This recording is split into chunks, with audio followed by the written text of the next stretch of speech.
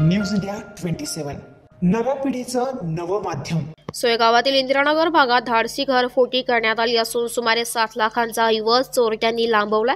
याबाबत मिळालेल्या माहितीनुसार सोयगाव येथील रहिवासी व कालिका किराणा व दूध डेअरीचे संचालक श्यामसिंग सोळंके हे सोमवारी आपल्या परिचित लोकांबरोबर देवदर्शनासाठी गेले होते।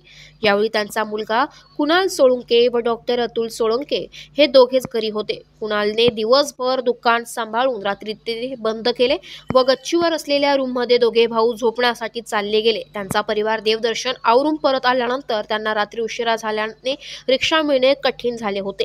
त्यामुळे त्यांनी कुणालला फोन करून आम्हाला घ्यायला ये असं सांगितले। त्यानुसार कुणाल त्यांना घ्यायला निघाला।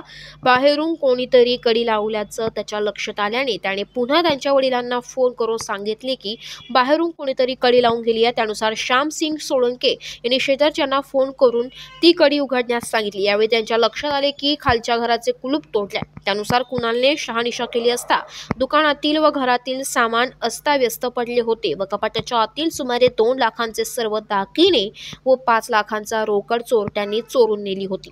या घटनेने भांबवलेल्या कुणालने ही गोष्ट आईवडिलांना सांगितली। त्यानुसार हे सर्वजण घरी आल्यानंतर त्यांनी सदर घटना कॅम्प पोलिसांना कळविल्या।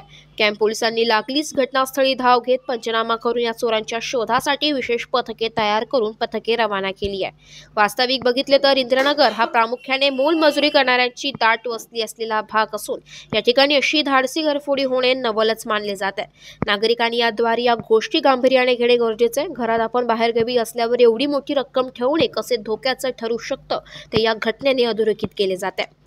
त्यामुळे याद्वारे नागरिकांना आवाहन करण्यात येत आहे की अशा प्रकारे अशा घटना टाळण्यासाठी घरात शक्यतो रोकड अथवा दागिने ठेवू नये व आपल्या घरी सीसीटीव्ही यंत्रणा कार्यान्वित करणे कधीही सोयीचे ठरू शकते। माझं नाव कुणाल श्यामसिंग सोळंके, राहणार इंदिरानगर, सोयगाव मोरेश्वर बंगल्यासमोर कालिका दूध डेअरी। रात्री 2 ते 2:30 वाजेच्या दरम्यान आमच्या घरात चोरी झाली। 12 वाजेपर्यंत मी जागा होतो। 2:30-3 वाजता मला कळालं की चोरी झाली व रात्री घरचे गावाला गेलेले होते त्र्यंबकेश्वर दिंडोरी, त्यांना घ्यायला सकाळी उठलो तर दार उघडलं वरच्या रूमचं, तर ते बाहेरून लावलेलं होतं। तर बाजूच्यांना कॉल केला, त्यांनी दार उघडलं, खाली येऊन बघतो तर घर फोडलेलं होतं। घरातून सोनं, कॅश 7 लाख रुपये असे चोरी झालेले।